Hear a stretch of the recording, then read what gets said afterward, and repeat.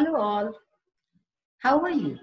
मी मानसी तुमच्या सर्वांचं एकदा परत स्वागत करते आपल्या आजच्या या इंग्लिशच्या सेशनमध्ये. आज आपण तुमच्या सिलेबस मधला नवीन चॅप्टर जो आहे अ हेरोईन ऑफ द सी ह्याला वाचणार आहे. ह्याचा अर्थ काय झाला? हिरोईन म्हणजे तुम्हाला माहिती आहे नायिका, आणि सी म्हणजे काय झालं? समुद्र. तर म्हणजे समुद्राची नायिका, सागराची नायिका असं ह्याचा चॅप्टरचं नाव आहे. तर सागराची नायिका म्हणजे काय असेल हे नेमकं? चला वाचूया. ही एक खूपच जी आहे ब्रेव मुलगी असते तिची कहाणी आहे. खूप साहसी मुलीची कहाणी आहे. वाचूया अ हिरोईन ऑफ द सी. तर नेहमीसारखं आपण स्टार्टिंग करू आपल्या वॉर्मिंग अप एक्सरसाइजेस बरोबर. चिटचॅट म्हणजे गप्पा गोष्टी.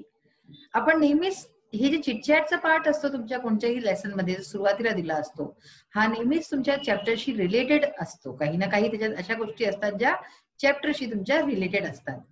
तर आज या चॅप्टर मध्ये काय येणार आहे तुम्हाला ह्याचा अंदाजा थोडा बहुत लागेल या प्रश्न उत्तरांनी. पहिला प्रश्न बघा, do you like courageous or cowardly people? तुम्हाला कसे लोक आवडतात? करेजियस म्हणजे साहसी शूरवीर, किंवा कावर्डली म्हणजे की जे शूरवीर नाहीये, असे डरपोक भित्रे लोक असे आवडतात. कसे आवडतात तुम्हाला? ऑफकोर्स आपल्याला सगळ्यांना साहसी लोकच आवडतात, करेजियस पीपल. तो I like courageous people. Why do you like courageous people? तर तुम्हाला करेजियस म्हणजे साहसी लोक, शूरवीर लोक का आवडतात? तर त्याचं काय कारण असू शकतं की because they are brave, they save others life selflessly, म्हणजे की ते खूप साहसी असतात. ते लोक दुसऱ्यांच्या लाईफ, दुसऱ्यांची जिंदगी जे आहे वाचवतात बिना आपली चिंता करता. असे खूप सारे कारण असू शकतात. How can we boost our confidence and courage? आपण आपला कॉन्फिडन्स, आपला आत्मविश्वास आणि आपला जो साहस आहे, कॉन्फिडन्स म्हणजे काय? आत्मविश्वास, आणि करेज म्हणजे साहस. तर आपण आपला आत्मविश्वास आणि साहस कसा बूस्ट करू शकतो, कसा वाढवू शकतो, काय प्रकारे, कशा प्रकारे? तर ह्याचं काय उत्तर होऊ शकतं? हे पहा, सगळ्यांची आपली आपली वेगवेगळे उत्तर होऊ शकतात.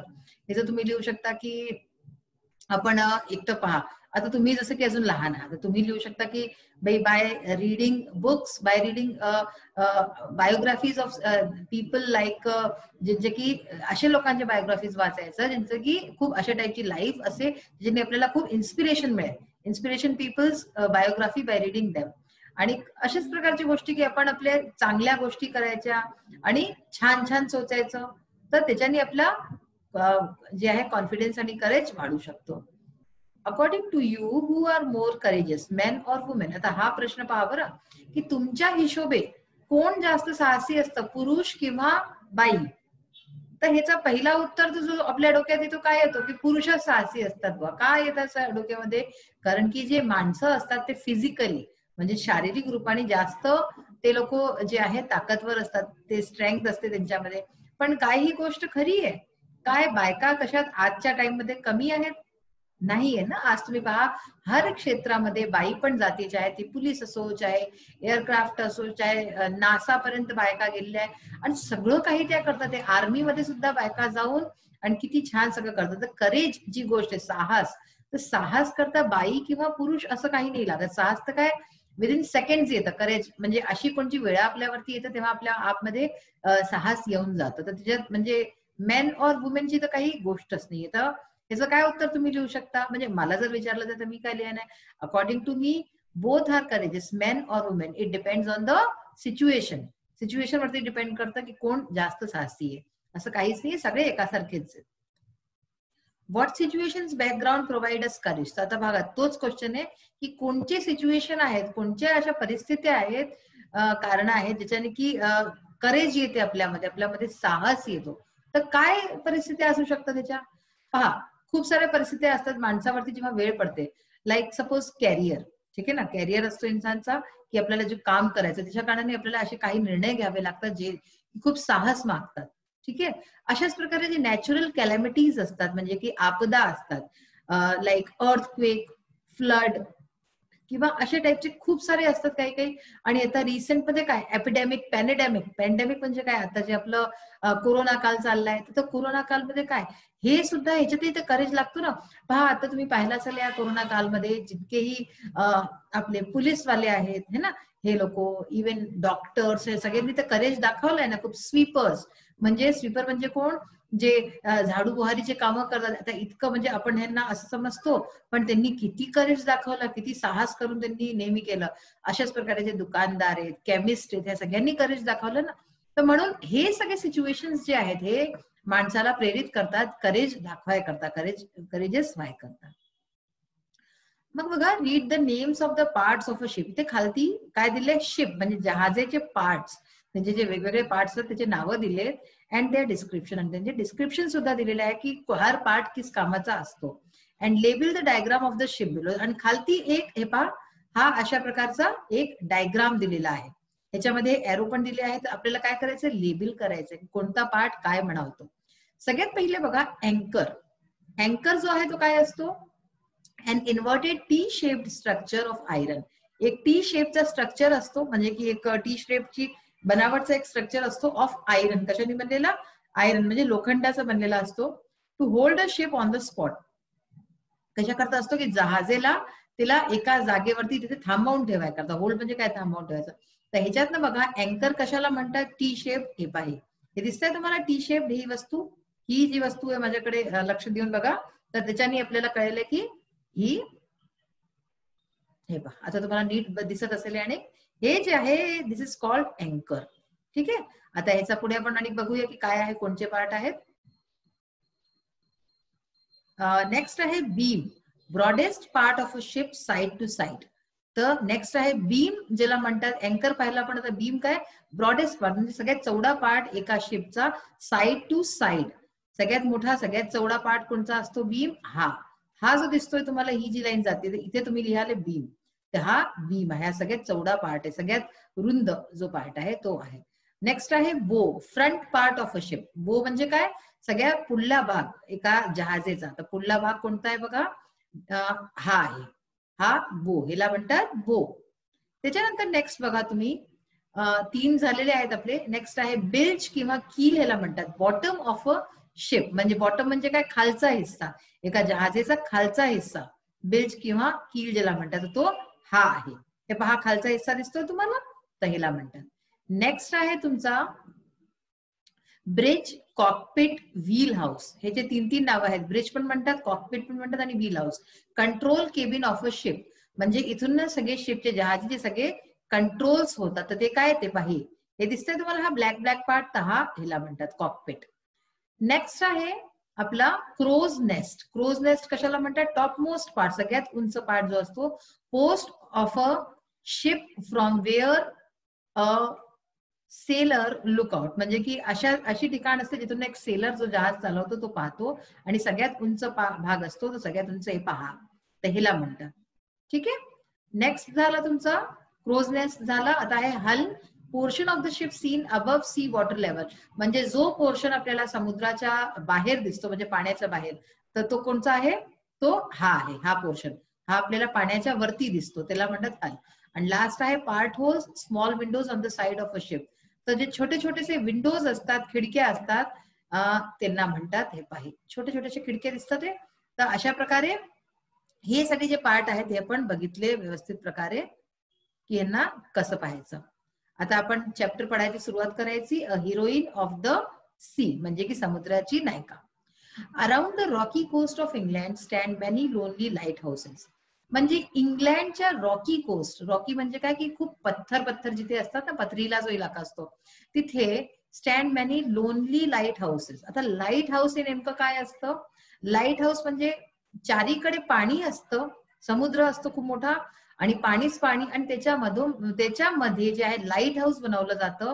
लाईट हाऊस म्हणजे काय, असा उंच लंबाचा एक असतो, एक स्ट्रक्चर असतो, आणि तो पत्थरवरती असतो. जिथे पत्थर असतात तिथे लाईट हाऊसेस बनवले जातात, ताकी जे लोक, जे शिप वगैरे तिथे येतात, जहाज येतात, तर ते त्या लाईट हाऊसला पाहून ते समजून जाय की हे इथे पत्थर आहे, इथे मोठे मोठे पत्थर आहे, आपल्याला या साईडला नाही जायचंय. ह्याच्याकरता हे लाईट हाऊसेस बनवले जातात. लाईट हाऊस मध्ये काय, खूप उंच असतं, आणि वरती लाईट हाऊस, लाईट हाऊस नावानेच कळतंय की वीज, आणि हाऊस म्हणजे घर, तर विजलीचं घर, तर त्यांना असं म्हणतात. Their lights shining across the sea warn sailors at night of dangerous rocks. तर त्यांच्या ज्या लाईट्स असतात, त्यांच्या ज्या प्रकाश असतो, त्याच्या कारणाने काय असतं, शायनिंग अक्रॉस द सी, समुद्राच्या चारीकडे असं त्याचं शाईन, त्याचा प्रकाश जातो, आणि वॉर्न सेलर्स, ते सेलर्सला जे नाविक असतात त्यांना वॉर्निंग देतात ऍट नाईट, रात्रीच्या वेळेस खास करून, ऑफ डेंजरस रॉक्स, की तिथे जे आहे खूप जे खतरनाक पत्थर आहेत. When they see the light sailor take their ships far off to C.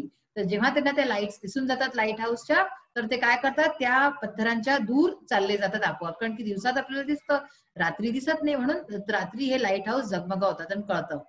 But sometimes fears storms drive ships on the Roxx. पण कधी कधी काय होतं, फिअर्स म्हणजे काय, व्हायलंट और अग्रेसिव्ह, खूप भयंकर जेव्हा तुफान असतो तेव्हा हे शिप्स जे आहे drive ships on to the rocks, तर तेव्हा हे रॉक पर्यंत येऊन जातात, या पत्थरांपर्यंत. This is the story of a brave girl. तर ही एक अशी कहाणी एका खूप साहसी मुलीची, end of a shipwreck. Shipwreck काय असतं, the destruction of a ship at the sea by sinking. जेव्हा कोणता जहाज सिंक म्हणजे काय, डुबून जातो, डिस्ट्रक्शन म्हणजे खूप विध्वंस होतो, आणि तो म्हणजे की समुद्रामध्ये जेव्हा खूप भयानक लाटा येतात आणि कोणची जहाज डुबून जातो, त्याला शिपरेक म्हणतात. On the Roxx one night in 1838 ची अशी एक कहाणी आहे, जेव्हा एक शिपरेक झाला असतो. तर ही कहाणी आता आपण नेक्स्ट सेशन मध्ये परत कंटिन्यू करूया. सर्वात आधी तुमच्या पुस्तकेमधलं find from the story the antonyms of. Antonyms मी तुम्हाला आधी पण सांगितलेलं आहे, अपोजिट्स. अपोजिट्स जे असतात त्यांना एंटोनिम्स पण म्हणतात. हे तुम्ही अगदी नीट प्रकारे लक्षात करून घ्या. एंटोनिम्स म्हणजे अपोजिट्स, विरोधार्थक, विरोधाभासी. तर हे काही शब्द दिले आहेत, त्याचे एंटोनिम्स बघूया. कावर्ड, ब्रेव, म्हणजे कावर्ड म्हणजे कोण, जो भीतो, भिणारा, आणि ब्रेव म्हणजे साहसी. Rare, common, carelessly, carefully, disagreed, agreed, selfish, unselfish, enemies, friends. तर यांचे अर्थ, रेअर म्हणजे जे खूपच युनिक असतं, रेअर कमी जे असतं, आणि कॉमन म्हणजे जे सामान्य असतं, साधारणतः मिळून जातं. केअरलेसली, केअरफुली, जे आपण काम अगदीच जे लक्ष देऊन नाही करत, केअरलेस, आणि केअरफुली लक्ष देऊन केलेलं. डिसअग्रीड, अग्रीड, डिसअग्री म्हणजे आपण कोणत्या गोष्टीला सहमत नसतो, अग्री म्हणजे सहमत होणं. सेल्फिश, स्वार्थी, आणि अनसेल्फिश जो स्वार्थी नसतो. एनिमीज म्हणजे शत्रू, फ्रेंड्स म्हणजे मित्र. फॉरगॉट, रिमेंबर्ड, फॉरगॉट विसरणं, रिमेंबर्ड म्हणजे आठवण करणं. हॅप्पी, अनहॅप्पी तुम्हाला माहितीच आहे. मग आहे pick out words from the story, make a list of 8 words related to sea travel. Sea समुद्राच्या, ट्रॅव्हल म्हणजे की जी यात्रा असते त्याच्याशी संबंधित, कारण की हा चॅप्टर त्याच्याशी संबंधित आहे. त्याच्यात असे खूप सारे शब्द आलेले आहेत. तर आपल्याला असे 8 शब्द त्याच्यातनं शोधायचे आहेत. तर ते आधीच आपण शोधून घेतलेले आहेत बघा. Ship, sellers, light house, Roxx, storms, shipwreck, हे शब्द आतापर्यंत आपण वाचले आहे. Islands, wind, waves. तर अशा प्रकारचे हे शब्द आपण आज शोधले. हे बघा, आता ह्याच्यानंतर हा जो लँग्वेज स्टडीचा पार्ट आहे, हा तुम्हाला तुमच्या पुस्तकात नाही मिळेल, हा तुमच्या एक्झाम्स मध्ये येतो, फार महत्वाचा आहे. तर मी काही तुम्हाला जे आहे एक्झाम्पलच्या तौरवरती दिले आहेत की तुम्हाला आले पाहिजे. फर्स्ट आहे, copy the sentences correctly in your notebook. अशा टाईपचं येतं तुम्हाला प्रश्न. एक तुम्हाला सेंटेन्स, 2 सेंटेन्स लिहिलेले असतात, आणि ते तुम्हाला जसेचे तसे कॉपी करायचे, त्याच्यात काहीच नाही करायचंय, नुसतं तुम्हाला जसं लिहिलंय तसं कॉपी करायचं. जसं इथे लिहिलंय मी, नो नो शी एक्सक्लेम्ड, तर हे जसं लिहिलंय, जिथे कॉमा, जिथे इन्व्हर्टेड कॉमा, जिथे एक्सक्लेमेशन, तसंच तुम्हाला लिहायचं. जिथे फुल स्टॉप, जिथे कॅपिटल लेटर, तसं तुम्हाला उतारायचं. त्याचे तुम्हाला 2 मार्क्स मिळून जातील.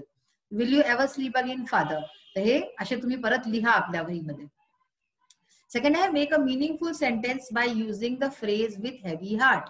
आता काय करायचं, विथ हेवी हार्ट ह्याचा यूज करून तुम्हाला एक सेंटेन्स बनवायचा आहे. विथ हेवी हार्ट म्हणजे आपण म्हणतो ना की भारी मनाने, आपण त्याला म्हणतो ना, तेच विथ हेवी हार्ट.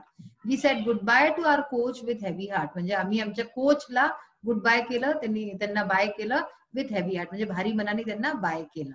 हे तुम्हाला आलं पाहिजे की हे अशा सगळे, हे जे तुम्हाला ग्रामर मध्ये तुम्ही जर नीट करून घेतो, तुम्हाला बसल्या बसल्या 20 मार्क्स मिळून जातील. म्हणून आतापासून मी हे सगळे लँग्वेजचेही तुम्हाला पार्ट्स करावणार आहेत पुढे. Add a prefix or suffix to make new words. Prefix म्हणजे काय, जे आधी लागतं, आणि सफिक्स म्हणजे जे नंतर लागतं. तर अशा शब्दांना लावायचं आहे, and use one of these in your on sentences, आणि त्याचा मग आपल्या सेंटेन्स मध्ये त्याचा यूज करायचा आहे, एक सेंटेन्स बनवायचा आहे. जसा इथे शब्द दिले आहेत, सर्टेन, सर्टेन मध्ये आपण लावलं प्रिफिक्स, अनसर्टेन, बिलिव्हेबलचं अनबिलिव्हेबल, ते दोन्ही मध्ये आपण प्रिफिक्स लावून दिले. The boy was praised for his unbelievable bravery, आणि अशा प्रकारे एक सेंटेन्स बनवला अनबिलिव्हेबलचा. तर द बॉय वॉज प्रेस्ड म्हणजे बॉयची प्रशंसा झाली मुलाची, त्याच्या अनबिलिव्हेबल, अविश्वसनीय ब्रेव्हरी करता, त्याच्या जे त्यांनी ब्रेव्हरी दाखवली त्यासाठी. नेक्स्ट बघा, add a clause to explain the sentence meaningfully. हा इथे हे दिलेला आहे, एक शब्द, एक सेंटेन्स दिला आहे, ही टोल्ड मी, म्हणजे त्यांनी मला सांगितलं. आता ह्याच्यात आपल्याला एखादा क्लॉज जोडून, क्लॉज म्हणजे काय असतो की आपण त्याच्यात काही अशी शब्द जोडून आणि त्याला सेंटेन्सला पूर्ण करायचं, तेही आपल्या मनाने, तुम्हाला काही दिलं नाही जाईल. तर बघा, he told me that he would come late in the meeting, म्हणजे काय, त्यांनी मला सांगितलं की तो मीटिंग मध्ये उशिरा येईल. पंक्च्युएट द फॉलोइंग, पंक्च्युएशनचे एक्सरसाइज येतात. I can row a boat, can't I, हा काय तुम्हाला करेक्ट वाटतोय? हा सेंटेन्स चुकीचा आहे. काय होईल इथे पहा, इन्व्हर्टेड कॉमाज लागले सर्वात आधी, आई कॅपिटल झालं, कॅन रो अ बोट तसंच तसंच लिहिलं, त्याच्यानंतर कॅन्ट आई म्हटलंय यांनी, तर म्हणून इथे कॉमा आला आणि मग कॅन्ट आई, तर कॅन्ट असं नाही लिहत, असं लिहितात, एक अपॉस्ट्रोफी टी आई. मग हा प्रश्न आहे, क्वेश्चन आहे, तर इथे क्वेश्चन मार्क्स लावून आणि असं इन्व्हर्टेड कॉमा क्लोज. नेक्स्ट आहे, will you ever sleep again father if they die, तर हे तुम्ही नीट प्रकारे बघा की हे कसे लिहिलेत. मग आहे, complete the words by using correct letters. हे तुम्हाला हे जे अंडरलाईन वर्ड्स दिसतात ते हर ह्याच्यात, ते मी तुम्हाला अंडरलाईन केलेलं आहे आधीपासून आणि तुम्हाला उत्तरच सांगून दिलं त्याच्याबरोबर. तुम्हाला जेव्हा कॉपीत येईल, तुम्हाला प्रश्नात येईल, तर ह्याच्यात जसा हा ओ आहे, हा नाही राहिले, ते नुसतं एक डॅश राहिले, ह्याच्यामध्ये आर आणि सी नाही राहिले, नुसतं डॅश डॅश राहतील, तर हे तुम्हाला भरायचे राहतील, म्हणजे तुम्हाला यांचे स्पेलिंग आले पाहिजे. स्टॉर्म, रेस्क्यू, शिपरेक, आयलंड, तर हे जे डॅश दिसतात ते तुम्हाला, हे तुम्हाला भरायचे राहतील. अशा प्रकारचा प्रश्न येतं. तर आज आपण मेनली ग्रामर पोर्शन बघितला, जो की फार महत्वाचा आहे. ह्याला तुम्ही परत बघा आणि शिका नीटशे की कसं करायचंय. आजचा आपला सेशन इथेच फिनिश होतो. नेक्स्ट सेशन मध्ये परत भेटूया. Bye, have a nice day, thank you.